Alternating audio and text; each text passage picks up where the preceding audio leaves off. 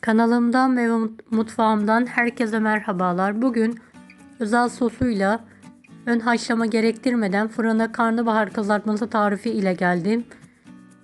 Muhteşem bir lezzet. Mutlaka denemenizi tavsiye ederim. Gerekli malzeme: orta boy karnabahar yıkanır. Yıkanan karnabahar dağıtmadan dilimlere kesilir. Et yemeklerinizin, tavuklarını, köftenin yanında garnitürü olarak ikram edebileceğiniz muhteşem bir tarif. Mutlaka sevdiklerinizi yapıp ikram ediniz. Evet, dilimlenen karnabaharlar fırın tepsisine dizilir. Ben bütün parçaları kullandım. Kalanları farklı bir tarif yapıp paylaşacağım inşallah. Evet, karnabahar dilimleri fırın tepsisine yerleştirilir. Videomu bu kısma kadar izlediyseniz yorum kısmına herhangi bir emoji bırakırsanız sevinirim. Evet, sosumu hazırlamaya geçelim. Karnabaharlar hazır. Yarım çay bardağı zeytinyağı, yarım tatlı kaşığı tuz, baharatları ekleyelim. Zerdeçal, kimyon, kırmızı toz biber, karabiber ve kekik eklenir. Dilediğiniz miktarda ekleyebilirsiniz. 2 diş sarımsak ince olacak şekilde rendelenir veya doğranır.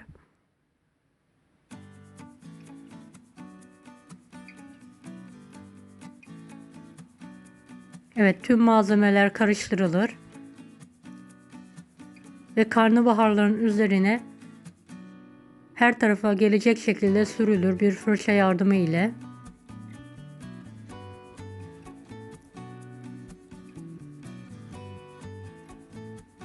Evet, arkalı önlü olacak şekilde sosu sürelim. Karnabahar sevmeyenlerin bile severek yiyebileceği bir tarif. Özellikle yanında yoğurtlu, mayonezli, sarımsaklı bir sos yaparak ikram edin. Lezzetine lezzet katıyor. Yerken güzel oluyor. Evet, ben sosumu sürmeye devam ediyorum.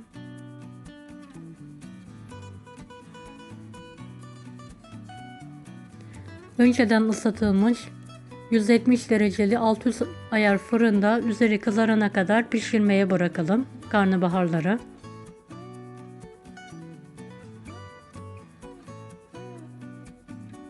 Evet, pişen karnabaharlar fırından çıkartılır. Gördüğünüz gibi nar gibi kızardı, yumuşacık. Yani ön haşlama gerektirmeden kısa sürede fırında pişiyor. Hem vitamini kaybolmuyor hem de lezzetine lezzet katmış oluyor. Fırında kızartma fikri harika. Servis tabağına alınır.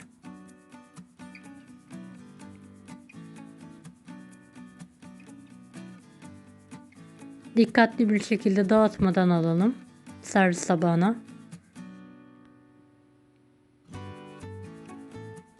Deneyecek olanlara şimdiden kolaylıklar dilerim.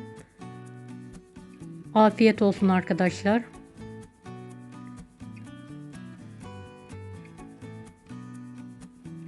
Kanalıma ücretsiz abone olmayı unutmayın. Bir dahaki videolarda görüşmek üzere. Allah'a emanet olun. Hoşça kalın.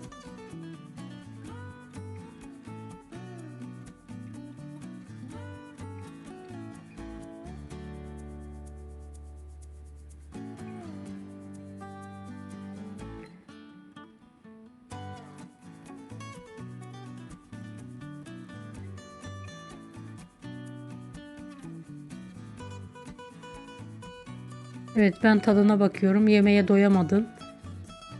Sosa batırarak yiyebilirsiniz. Afiyet olsun şimdiden.